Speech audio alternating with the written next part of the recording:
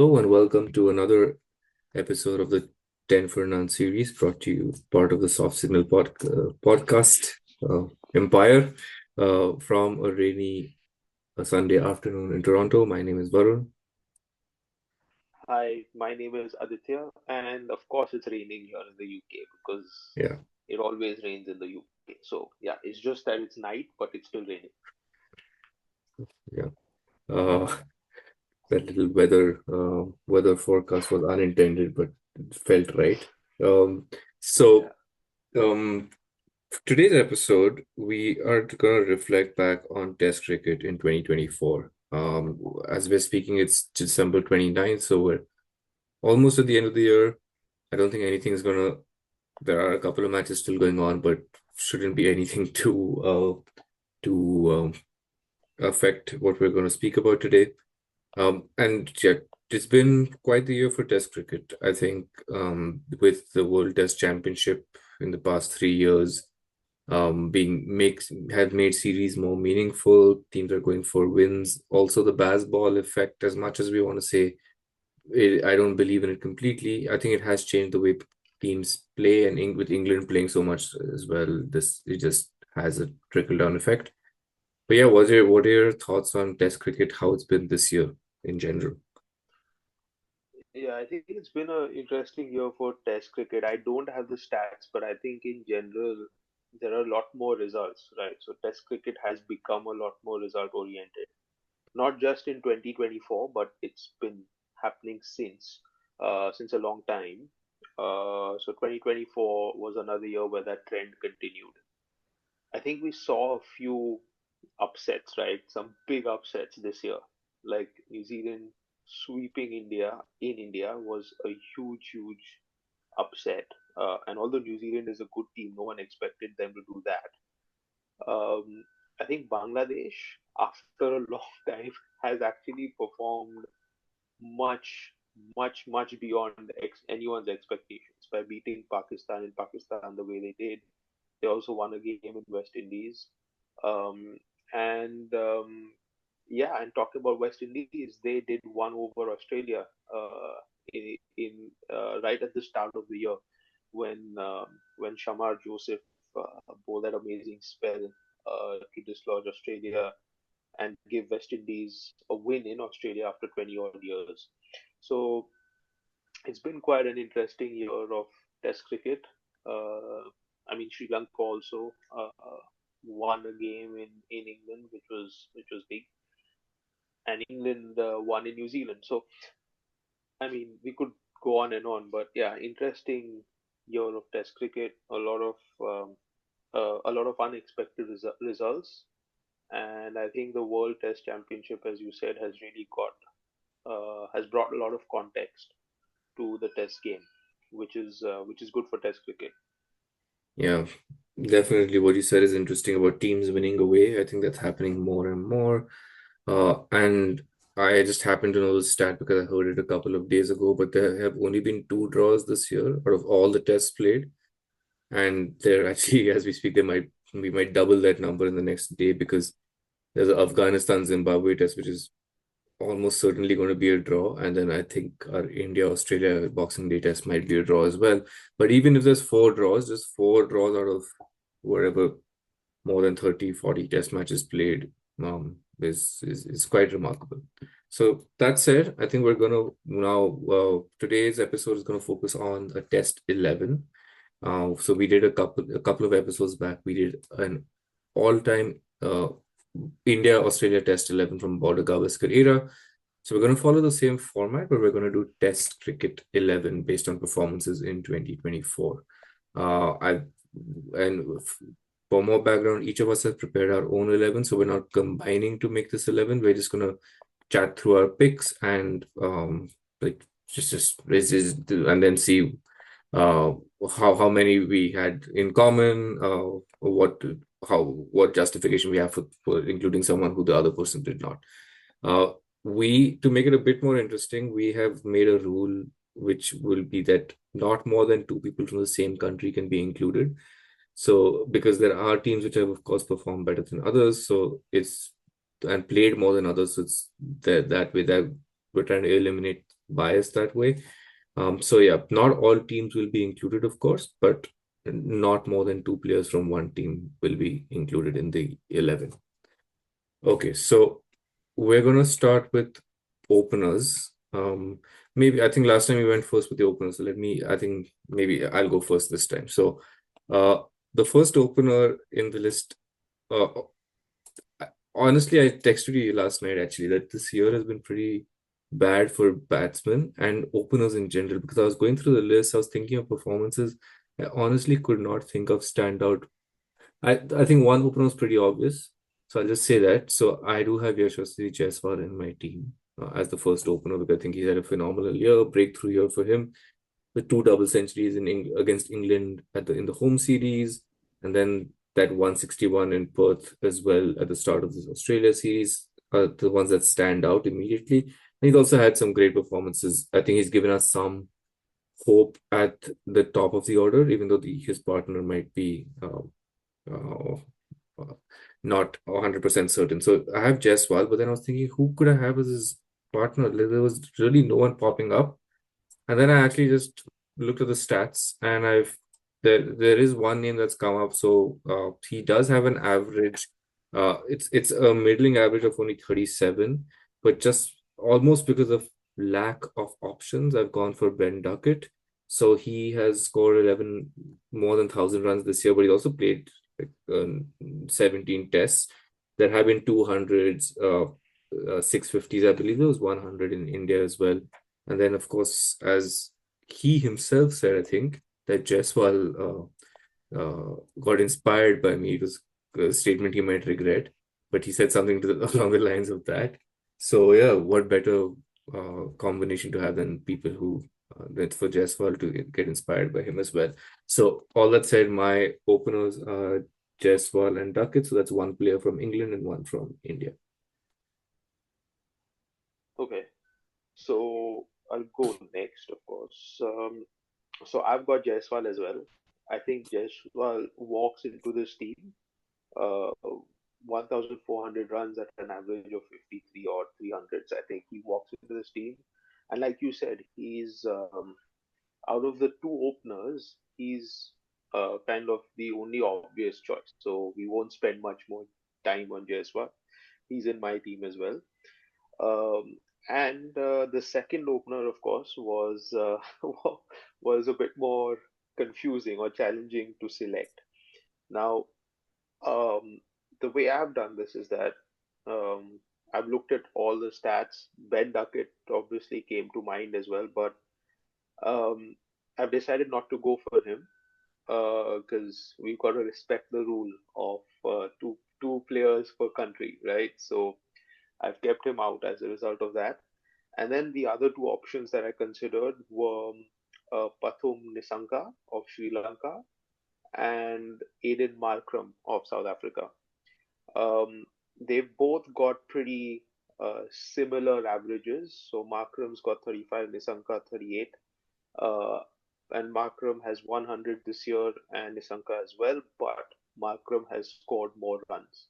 So I've decided to go with Markram as my second opener to partner Jaiswal at the top. Yeah. Yeah. I mean, I don't disagree. I think it was just so hard to pick the second opener. It could have been any of them out of a hat. But yeah, I think Jaiswal definitely. I'm glad we had a unanimous pick. Do you want to go for your three Mhm. and four next? Yes, I'll go for my three and four, and these might seem extremely obvious. I won't be surprised if you have the same. But my number three is Joe Root. It has to be Joe Root for me. He's the highest run scorer this year with 1,556 runs at an average of 55 with 600s. I think Joe Root has had an incredible year. He's done it across conditions. So he did it in England, of course. He did it in New Zealand, and he also did it in Pakistan. At the start of the year, he also got, I think it was one, if not 200s against India in India. So Joe Root has kind of elevated himself to the top of this Fab Four discussion for me. this year, and he has to be in my team at number three. Number four is also a player from England, but he's a lot more aggressive uh, as compared to Joe Root. So he scores a lot of runs, but scores them a lot faster. He's also lot younger and touted to be a future England great. And the person I'm talking about is Harry Brook. So he's also had a standout year, 1,100 runs at an average of 55, 400s, and some big hundreds as well, because one of them was a triple century against Pakistan in Pakistan. He got a few hundreds as well in New Zealand recently. So Harry Brook walks into this side at number four for me. Okay, that's super interesting because I was so I'll tell you, I won't tell you who I've picked yet because I've picked only one of them because I'd already picked Duckett. So this was something I went over so much in my head about yeah, who to pick. So I've picked one of them. But that person is batting at four. My number three actually is someone who didn't stand out, but when I looked at the stats and I was actually looking for options because I didn't want to pick Root and Brook. So Kane Williamson has actually had a pretty standout year. So he has actually his average actually is 60, close to 60, 59.58. He's made 1,000 runs in only 9 matches, and he's also made 400s this year. So I think just the kind of player he is, the atmosphere in general around New Zealand matches, especially at home, they tend to go under the radar a bit. So I thought this was a good wake up call for me. So I've actually chosen Kane Williamson at number three. So that's my one player from New Zealand. And then for number four, I have gone with Root because it was so hard to leave out Brook. But I think Root has just got more runs. He's just been super consistent. I think Brook had he's scored well, but he had that one huge innings in Pakistan. So I think that might have inflated his average a bit as well. And then against spin, he's looked a bit like suspect. So that's why I just chose Root. I think he's just year upon year, he's building towards something potentially great, maybe even overtaking Sachin in a couple of years. But we'll talk about that later. But yeah, I've chosen Root as number four. And also, we'll get to that later, but I think my team is batting heavy, so he would provide a bowling option as well with his off spin. Yeah, I debated a lot about Williamson as well because, as you said, he's scored at an average of nearly 60. He's got runs against Australia at the start of the year. He's got runs against England as well. Um, he didn't tour India actually due to injury. Uh, but yeah, I the reason I went for Brook in the end was just to add a bit more power, so to speak, in the middle order. I just think that this is the way test matches will be played henceforth, with somebody who's capable of scoring at a strike rate of near 90 or 100 in the future.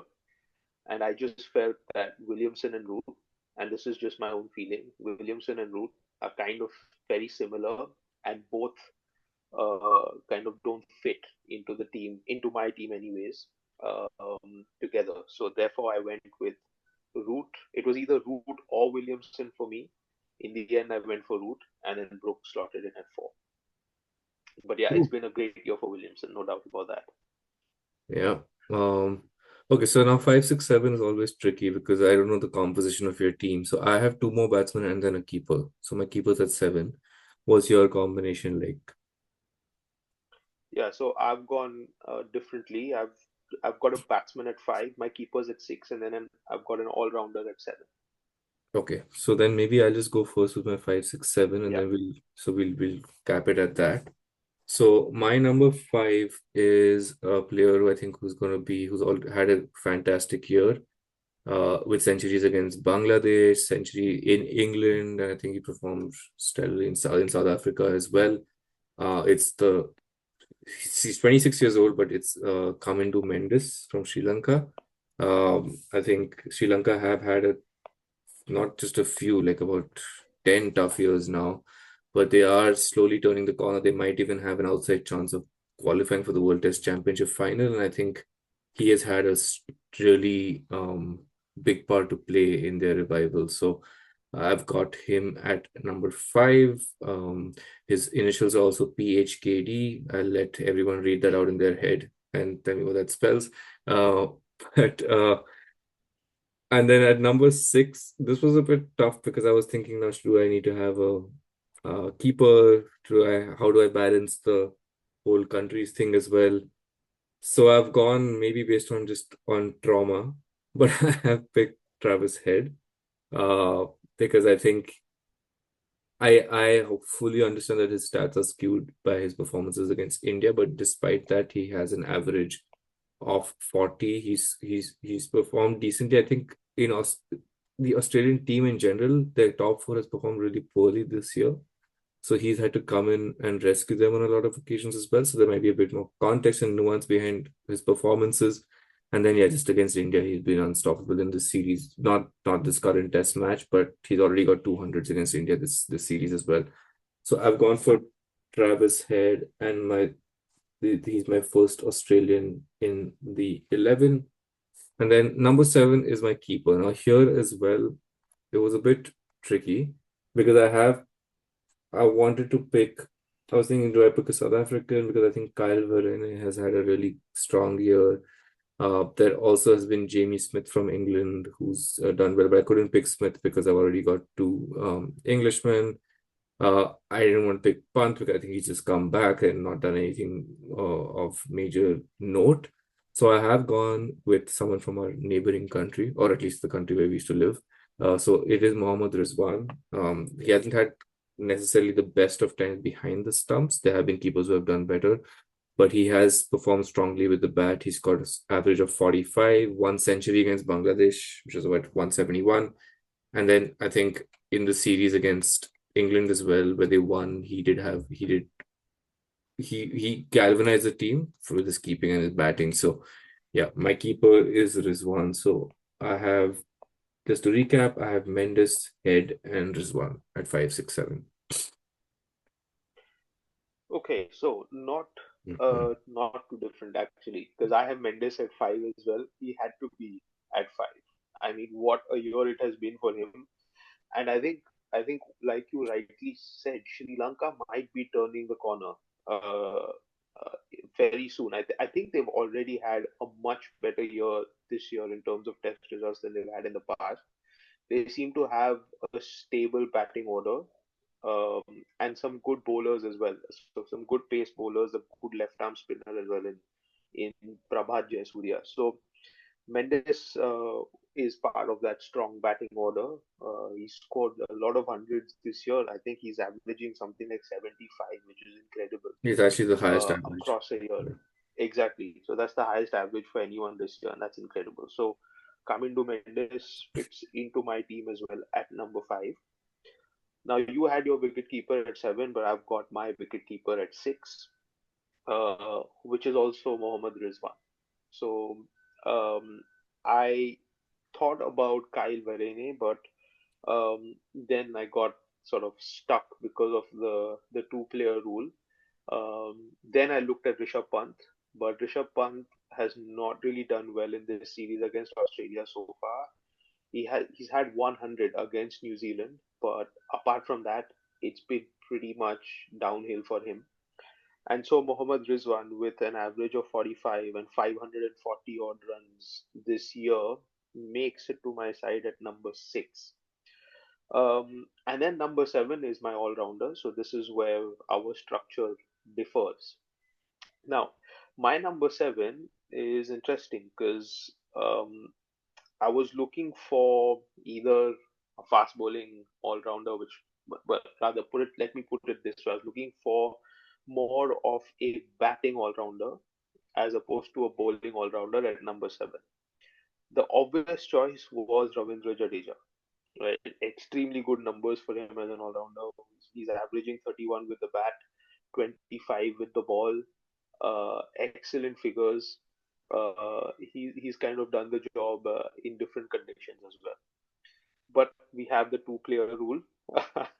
And I've already used Jaiswal. Okay, fine, we know who the second Indian will be. So okay, that's going to be like no prizes for guessing. Um, so then I was looking at the other all-rounders. There aren't many actually. There's no one who's really stood out apart from Jadeja. But I thought the next best person is actually Mehdi Hassan Miraj from Bangladesh. Um, and I'm just excited because it's rare that you see anyone from Bangladesh make these teams apart from Shakib. But who knows? This might be a good thing for them, right? Because Miraj good, has been a good ODI sort of player for them over the last few years. This year he's performed well in the Test arena as well. He was crucial for Bangladesh's series victory in Pakistan. He scored some runs at very crucial stages. He got some wickets as well. He's actually averaged 55 with the bat, with 615 runs this year, and he's averaged 36 with the ball, and he's taken 31 wickets, one of which is a five-wicket haul. So I think he will do the job for me as a batting all-rounder at number seven. He can come in, bowl some good overs, some good tight overs of finger spin, and then serve as a good batsman if the situation demands. So Mohammad Hassan, Mohammad, sorry, Mehdi Hassan Miraj makes it to my team at number seven as my all-rounder from Bangladesh. Awesome. Yeah. Actually, I saw his name come up in the stats. I think we have different ways of thinking about 11s, where you like the all-round option and I go batting heavy. So that's just where the thing happens. But yeah, you're right.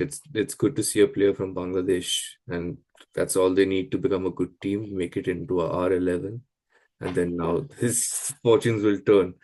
Um, so now we get into the bowlers. So I have one spinner and three fast bowlers. What's your structure like? It's the same for me. Okay, how do you want to do this? Because it's your turn now. Do you want to go for your Maybe I spinner? can talk about the spinner. Yeah, maybe I'll go with the spinner, then you go with your spinner, Okay. and then we can talk about the bowlers. Okay, so my spinner is a left arm finger spinner. Now I don't have Jadeja in the squad, right? So I looked for spinners who had a good year, spinners who can give me control, and also spinners who can bat a bit at number eight because I don't want uh, absolutely no contribution from the lower order. So interestingly, there are just simply no wrist spinners, right? So there's Kuldeep Yadav is an obvious name, but he's not played enough. But who else? There aren't really any wrist spinners, shaking the tree, so to speak, in the Test arena.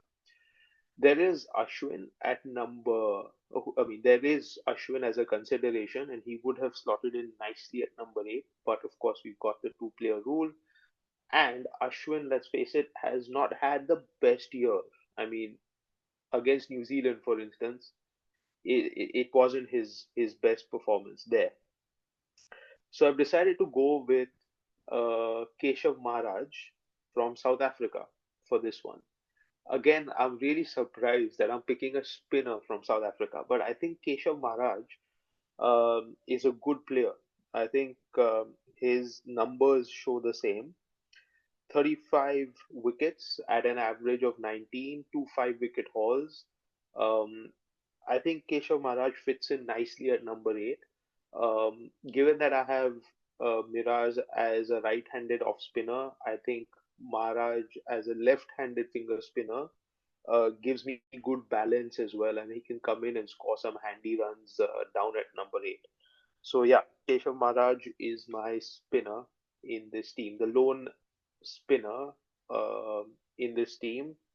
I say lone because I'm considering Miraj as an all-rounder, but Keshav Maharaj is my lone bowler, spinning bowler, let's say. Yeah. He's my choice as well. Don't want to get into Okay. because it was more of a this was again another of those scarcity picks because there was like who could he pick? And then like Nathan Lyon might have been a consideration, but I think he had average year. He's had an average series against India, and he's not a batsman as well. So yeah, I did want someone who could bat a bit as well. So yeah, my choice is also Keshav Maharaj. I think this year he's been stellar. I haven't looked at the stats, but I think he's been pretty consistent over the past 2, 3 years as well. So Hmm. yeah, definitely a strong pick. So that's my pick as well. So yeah, we've got 8 players now, and we're on to the fast bowlers. So I have 3 fast bowlers chosen. Uh, my first pick is Matt Henry from New Zealand because I was again went back and forth quite a few times. There were a couple of others. I think Gus Atkinson has had a pretty strong breakthrough here. He's also pretty strong with the bat, but I had already picked my two English players. I Shamar Joseph. Other than that, outstanding spell in Gabba at the start. I don't think he's been as strong through the rest of the year. So, but Matt Henry has, and just reading off some stats, he's got an average of 18 this year. He's picked uh um sorry, he's picked close to 50 wickets, 48 wickets. And I think with Bolt not playing as much anymore, Southey kind of phasing out, Wagner's retired as well. I think he's finally had a year where he's had to lead the attack, and especially I think in Bangalore in that 46 all out, that's where it was the strongest performance of the year, which set up the series for them. So Matt Henry from New Yeah, Zealand is my first pick. My second pick is I think we said it's obviously he'll be in my all-time 11 as well, where it is Jasprit Bumrah at an average of 15, which might actually, yeah, I don't think they've considered this test's performance yet, so it'll actually even dip even further. But average of 15 is phenomenal. 70 wickets, 70 wickets in just 1 year in 13 matches. The greatest fast bowler from India by far in the conversation for one of the best of all time. Just he's carried the attack, especially away in Australia this year. Like I shudder to think what might have happened if he wasn't there. So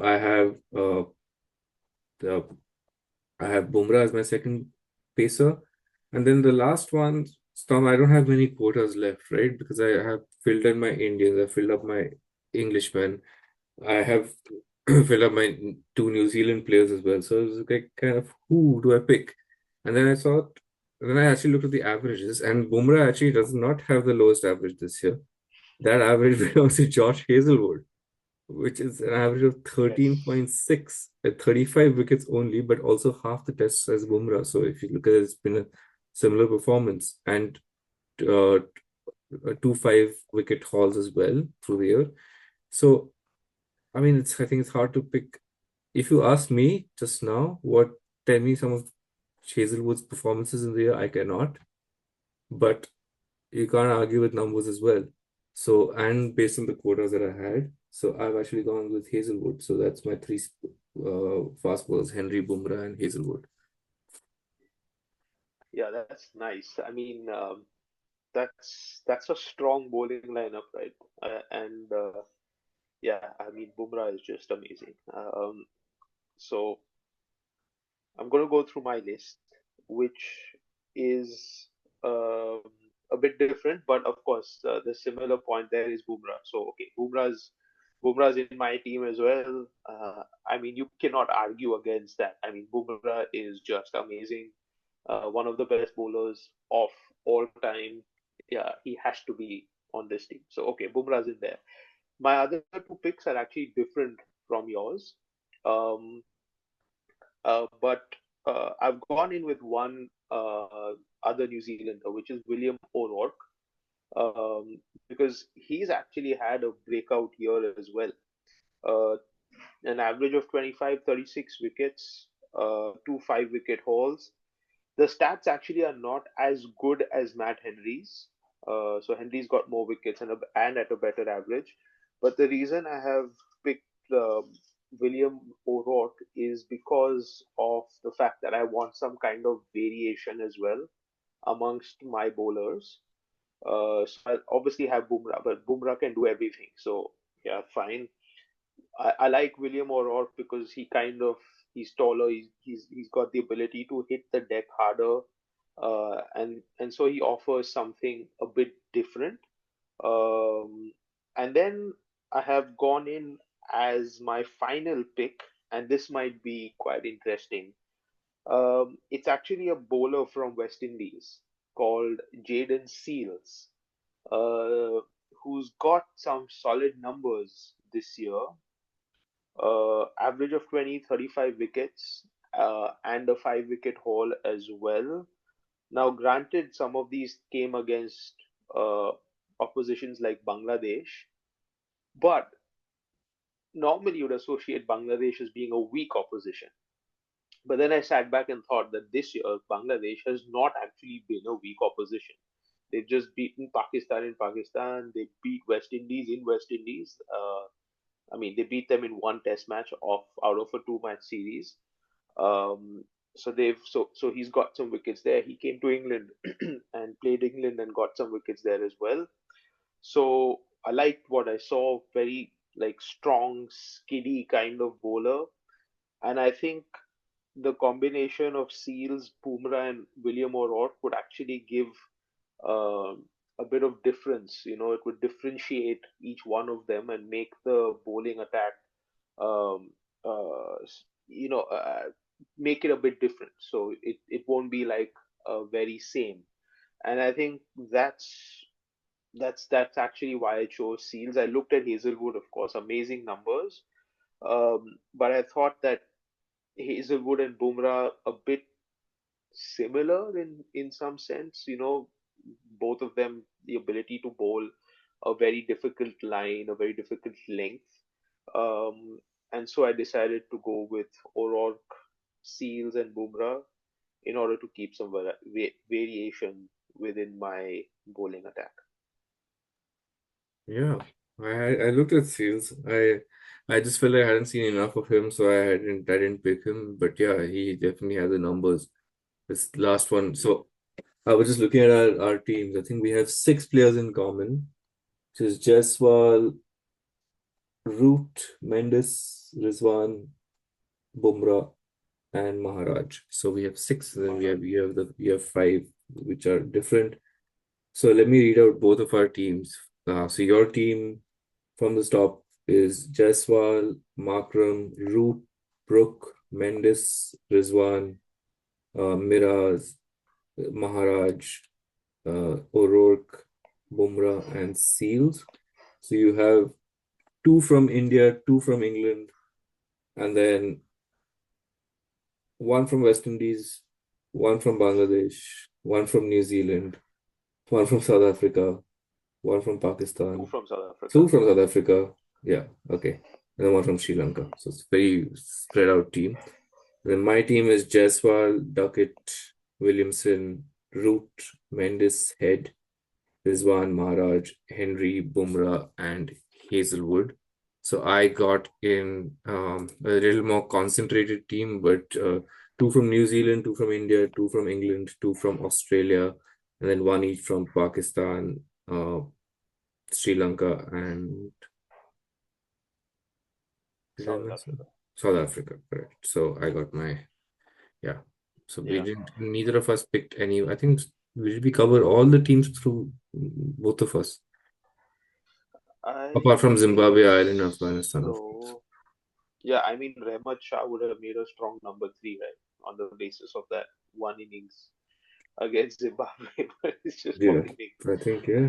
Well, when I made my team, one thing that I found interesting after I'd made it was that I'd not included a single Australian, and that hardly ever happens. Yeah. So you've obviously included Head and And Hazelwood, but Hazelwood, yeah. I've actually not included any Australian, which was surprising to me. But it's also a reflection of the fact that Australia has I mean, they've not had a great year, but whenever they've performed, there's not been necessarily like a standout performance.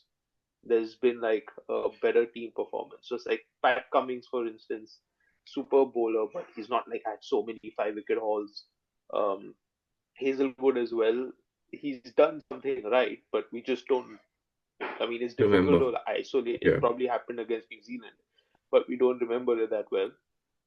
Head, of course, we know it's happened against India, so we've been watching it. But yeah, it's interesting that I didn't manage to put in an Australian in there, but I managed to put in someone from Bangladesh, which doesn't happen too often. Imagine saying this in 2005. You would think we were crazy. Uh, yeah, Yes, fun exercise. yes. I think my captain of this team is, it doesn't matter, but my captain of the team is going to be Joe Root, I think. Yeah, so I was thinking about this, and I just kind of decided to look at something more recent. Joe Root has been captain in the past with fairly mixed results. I thought about Bumrah based on what he did in Perth, but that's just one game really. It needs to be more Yeah. of a sample size. So in the end, I decided that okay, let me just go with Markram because he's captain South Africa in the past. He's not the captain right now, it's Babuma, but Markram's captained South Africa in the past in all formats, and I think he would be quite a good leader to have in this side. Um, Not that they would need anyone to lead them, right? They're so good, they just like beat opposition easily, I guess. But Markram's my captain for what it's worth.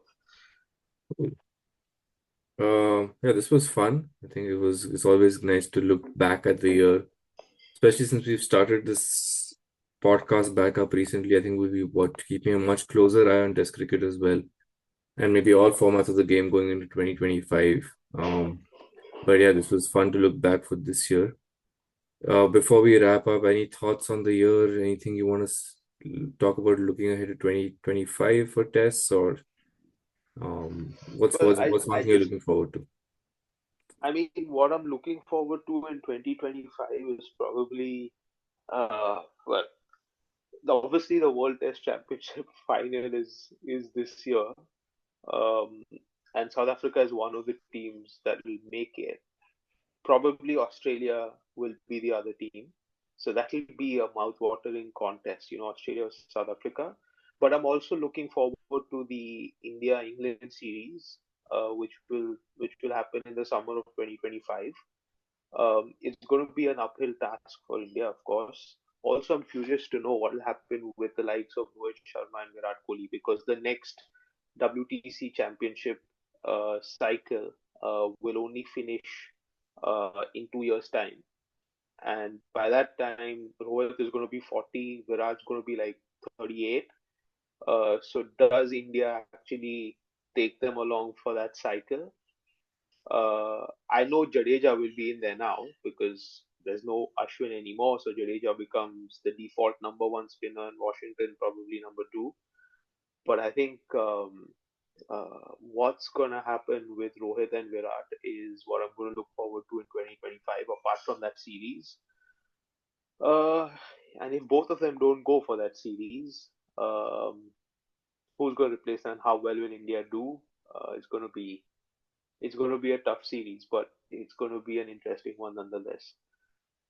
Yeah, definitely same. Looking forward to the same things. The WTC final. Hopefully, South Africa, if India don't make it, hopefully South Africa can finally win a big trophy. I think they would really deserve it. And then yeah, the India England series, and then the Ashes, of course, in Australia next year. At the end of the next year will be fun. Baseball versus Australia at home. So interesting to see how that shakes out. But yeah, just hoping Test cricket continues to thrive next year. It's in my view at least most the best format to watch. So yeah, looking forward to more of the same. But I think we'll wrap it up here. Thank you everyone for listening. And yeah, I forgot to say at the start, but hope everyone who's celebrating had a happy Christmas and then happy New Year to everyone, and all the best for the new for 2025. Yeah, exactly. Happy Christmas, Merry Christmas, and Happy New Year.